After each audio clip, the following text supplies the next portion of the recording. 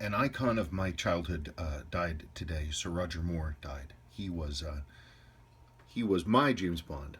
I grew up on James Bond. He would be those movies would be on TV in regular rotation, and I always get super excited when the James Bond movies came on. And so I was later in life when I started getting serious about Seiko. It was a sort of a shock to me that I hadn't noticed or hadn't realized that Roger Moore, generally associated with either Omega or Rolex, wore Seiko. A lot of Seiko. He started out wearing Rolex, but he wore Seiko. Seiko was able to get a lot of their models into his movies. So let's talk about the ones that I have here. I don't have all of them, but I have some of them. Yeah, it's Roger Moore. He was my guy. I remember watching Live and Let Die on TV and just marveling at the whole thing. It was just great. But I really did not know until I got into Seiko. It was sort of an amazing thing to find out that Seiko had managed to get their watches into James Bond movies. Like I said, I don't have all of them. I have a few significant ones. I don't have the G757. I don't think I'll probably ever get my hands on one of those because they're so scrapped over. Also, they're such an odd duck. I can't imagine that I'd ever wear the darn things. Anyway, Seiko was super, like the 70s and the 80s in terms of horology really belonged to Seiko. And and as a result, they really pushed promoting their products. They got their stuff into a lot of movies. And they somehow managed to get James Bond, which is just nuts. One of these is going to be a double because I happen to have two of the same model. And I'll talk about that here in a second. Okay, let's, I guess, start out at the beginning. This is an H357 5040X. Well, 5040 or 5049. They're pretty much the same. This was in For Your Eyes Only, and what was interesting, what they did with this is they sort of mocked it up as a prop. So this had a glowing red LED, or at least it appeared to on the screen, and it would sort of send messages. These are really fought over. I don't see them very often. This one's completely original. I haven't actually done anything to this. I don't think I've ever done a thing to it. I don't even think I cleaned it. It came in just like this. I keep it in the case and I display it. And I put a new battery into it and I lubricated the pivots, but I haven't done anything else to it. Everything works though, I believe. Testing my stuff here. Does my light work? Let's see. I can't really tell.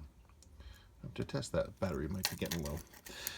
One of the watches that's fun is you have this particular watch. This is actually, I'm getting out of my movie. I'm sorry. For Your Eyes Only. Also For Your Eyes Only. Seiko's signature piece, the Golden Tuna, featuring its brand new high accuracy, high torque quartz movement in a titanium case. This was the newer, higher end version of the Grandfather Tuna. So here's the Grandfather Tuna from 1975. Seiko wanted to make it better, and at this time, quartz was considered better. It was considered more dependable. It was considered higher accuracy. And of course, they put a high beat in this thing, so they were serious about accuracy. This was not a toy. This was a true dive watch. And so when Seiko came out with the new version, also titanium, using basically the same exact case, but with the titanium nitride plating on it, they went with their new high torque quartz movement, which is just fantastic. Anyway, Bond wears this briefly. There's this sort of diving scene, and it can be seen, you can glimpse it on his wrist. Roger Moore also wore one of these in another movie that had to do with diving. It's not one that I can ever remember hearing of, but he wore this in several different movies.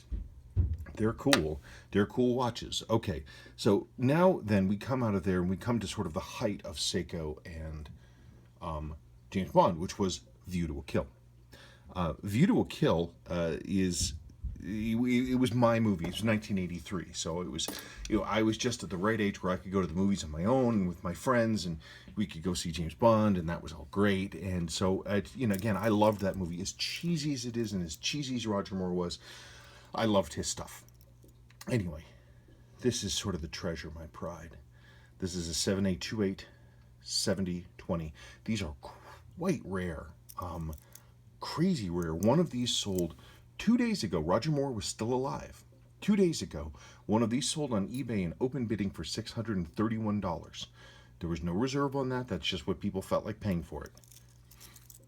So I'm supremely delighted to have this.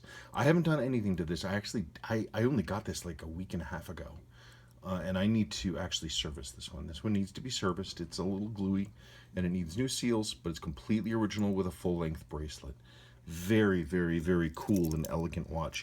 They're almost never seen. The one that everybody sees, and for some reason Seiko made 1 billion of them, is the gold model. You can get the gold models for cheap. I mean, they're pretty, but who wears gold-plated stuff these days? But the 7828 7020, boy, you just don't see those very often. Okay, so we've got that. Then, of course, we have this one, which was in a couple of movies. This, for Bond, this is known, people know this is an Arnie.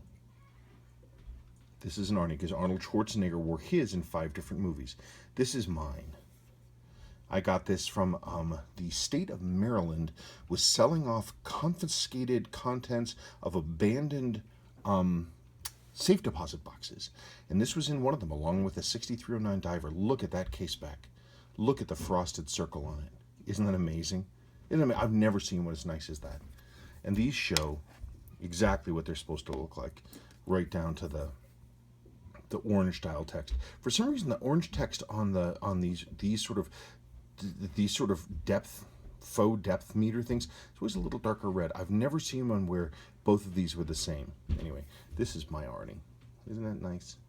That's a nice piece. I never wear this. Look, it's been so long I haven't even changed the daylight savings on it.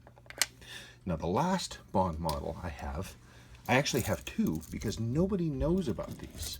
Nobody knows about these models. This is the model of watch that somebody's dog is barking. This is the model of watch that James Bond wore when he was in disguise, going to visit the horse farm in again, To a View to a Kill. This is a 6923 8080 or 8089. They're really the same thing. 6923 8089. And considering that scene took place in the United States, we can assume that perhaps he picked one up locally, and so it would be 9, it would be the US model. But almost no one knows about these. Almost no one knows that these are a Bond watch. They're this 2-tone stainless with sort of a low-end quartz movement in it. But these are a bona fide James Bond watch. And I have 2 of them. Isn't that fun? So if you look on eBay and you look on lots and things like this, you'll see a lot of Seikos that look like this with the stick hands and the baton markers and stuff like that. And date, you'll see a lot. And there were a couple different versions that they made. Most of them were, I think, 7123s. So to find the 6923, that's kind of tough.